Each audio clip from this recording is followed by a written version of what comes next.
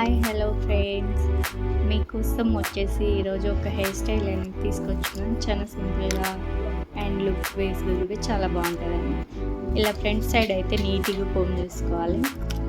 Come చేసుకున్నాక అందులోకి వెళ్ళి 3 లేయర్స్ అయితే తీసుకోవాలి. ఆ 3 లేయర్స్ కూడా వన్ సైడ్కి అల్లుకుంటూ ఇలా మనం ఫ్రంట్ సైడ్ నుంచి కూడా వన్ లేయర్ లెక్క తీసుకొని ఆ 3 లేయర్లోకి కలుపుకుంటూ నీట్గా కోమ్ చేసుకుంటూ అల్లుకోవాలి.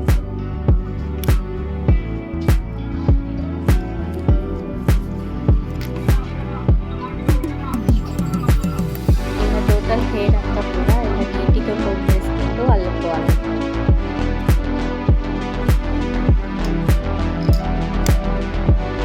చూస్తారు కదా నేను ఎలా అయితే అల్లుకున్నానో మీరు కూడా ఫ్రంట్ సైడ్ కొంచెం లూజ్ చేసుకోండి, చాలా బాగుంటుంది చూడడానికి కూడా.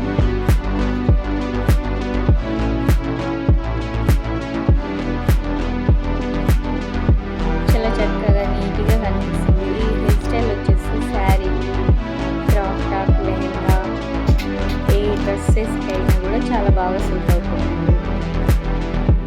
చూడడానికి బాగుంటుంది, సింపుల్గా కనిపిస్తుంది కానీ చాలా బాగుంటుంది. చూస్తారు కదా నేను ఎలా అయితే అల్లుతున్నానో మీరు కూడా అలాగే అల్లండి.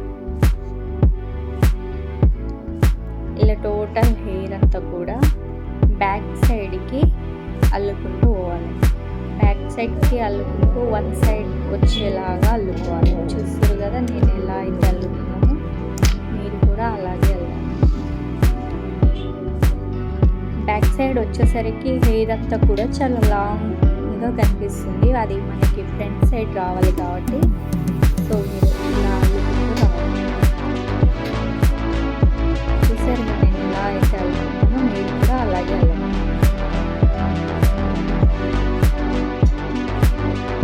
ఫ్రంట్ సైడ్ వచ్చేసి ఇట్లా చిన్న లేయర్ లెక్క తీసుకొని 32 టైమ్స్ ఫోల్డ్ చేసుకుంటాం.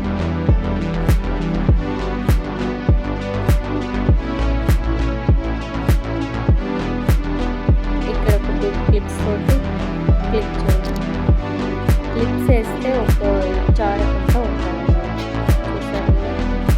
సో ఇప్పుడు బ్యాక్ సైడ్ అల్లుకున్నంతా కూడా ఫ్రంట్ సైడ్ వచ్చేలాగా మనం ఫ్రంట్ సైడ్ నుంచి కూడా కొన్ని హెయిర్స్ అందులో కలుపుకుంటూ అల్లుకోవాలి.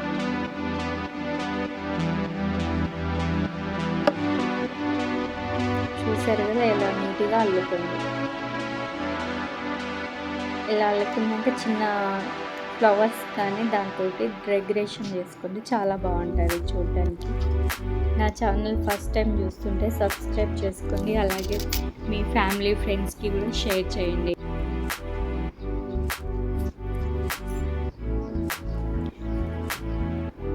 ఎలా ఉందండి టోటల్ హెయిర్,